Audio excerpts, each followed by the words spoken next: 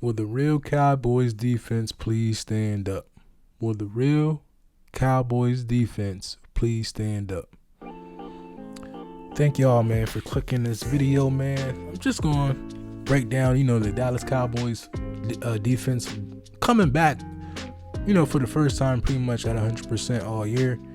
And I think, man, if you're a Cowboys fan at any point in the season, this might be the most excitement you're going to feel. Because for the last few years, man, we've had players and a combination of players that made us feel like, oh, this year's defense is for real. This is the best defense that we had in the last 5 years, 10 years, whatever. And then, as the year progresses, man, we start to die down off of that hill. We start to lose hype. But I think this year is different, man. And a lot of that is because I ain't gonna say but the Cowboys created a hype off of a shorthanded roster defensively. When you look at their team defensively and still look at the way they produced, how do you just assume that it's going to be a drop off, or this team isn't going to be ready to go ahead and compete against this NFC East? And the NFC East is definitely way better than last year. Like, a lot of us are just glossing over that. And I'm not saying we're the best division, but we're nowhere near how terrible we were last year. The Redskins, the Washington team, and the Eagles are definitely better than last year. But I think we separated ourselves based off of our defense. I think we have the best defense in our division, and then our offense was already the best. So I think position, special teams, offense, defense, I think we have the best team all around. And a lot of that, man, is just based off of how shorthanded we were throughout the year, and we still were able to produce pressure, sacks, tackles for loss, interceptions, and we were able to, give our offense time to, claw back in the game and even give them opportunities to win the game. But, it was certain games where our offense didn't play up to par, and, they kind of let our defense down. But our defense, if you ask me, as far as consistency and, week 1 through week 13 now, I would say that the defense has outplayed the offense. And that's without Gregory, Micah playing together, with D-Law, and of course Gallimore, Tristan Hill just came back. And you get Tristan Hill back and D-Law, they got, they're not too much rust. They knocked some rust off before this division stretch, and I think that's going to be an important key factor to making sure that we can hold this running attack, to a minimum performance. The thing with this game is that we have to be very, very patient when it comes to our assignments and staying consistent with not trying to play hero ball. If you play hero ball, man, and you mess up, Gibson's going to take it to the house. He's a patient runner, and as long as we stay disciplined and stay within our assignments and our gaps, you're going to see him maybe get 50, 60 yards at the most. And that's just if we play to our potential and not let him get loose. See, a lot of people, man, when it comes to Gibson, if you look at some of his plays throughout the season, he's very patient, man. He likes to stay in the hole and break and follow his blockers. He lets his blockers develop in front of him. He's not one of them fast guys that run past his blockers and use his speed to get open or break and take it to the house. That's not him. He's gonna let his line do their work for him. And with that scheme they have, it's well within the talent of the offense. Like, they don't need extraordinary offensive linemen to develop and create space for him. Like these guys some of these guys some of their starters may even be out, and they still can develop and become, key players to lean on and, make room for Gibson to work. So as long as we're able to, stay patient, man, and, stay within our assignment and don't try to make every single play, we should be fine on the running game defensively. And then as far as Heineke, man, this is someone I don't want to underestimate this guy, man. Like it happens to us every week. We underestimate these guys in some of these teams, and we think, oh man, he got this guy. No. Listen, man.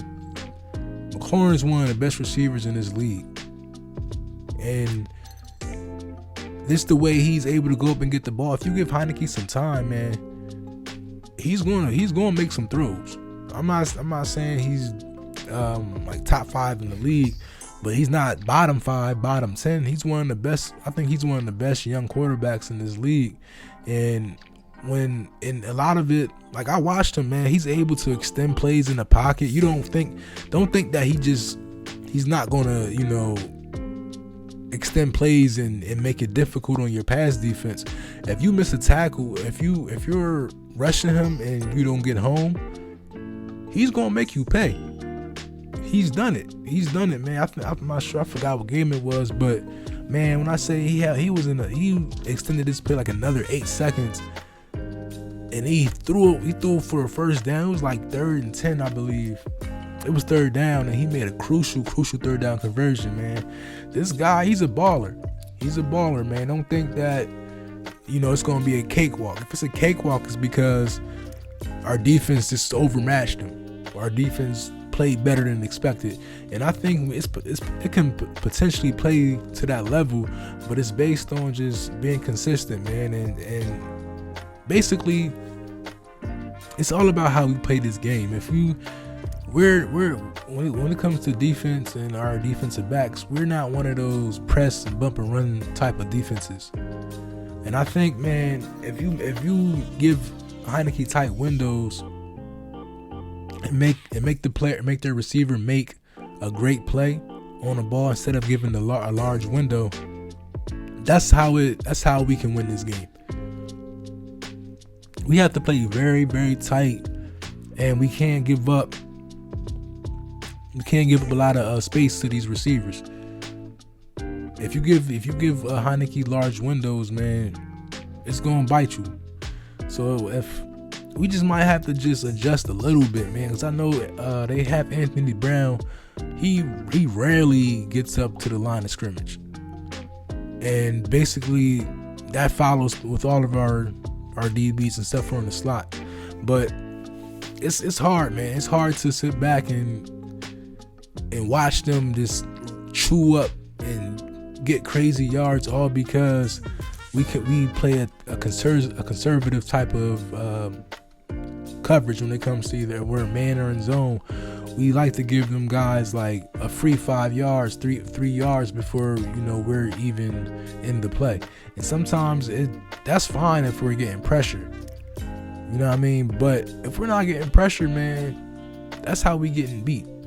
Them quick slants, and hopefully, man, we're able to just make an adjustment as far as the scheme and put pressure on Heineke and just create some havoc for him, man. Because if he's comfortable and he's able to get our defense or get our linebackers or our defensive line guys, if they're able to get pressure and just miss a tackle because he's being elusive, that's how he hurts us, man. So we got to watch out for that. But I think this defense is having everybody back. They're ready for this game. They're ready for this game. It's a division game. Everybody's hyped to play the Cowboys, but everybody's definitely hyped to watch or play the Cowboys in this division. This is a big rivalry to them, not to us. I don't think, like, as far as rivalries, man, it's kind of hard to say the Cowboys have rivalries, because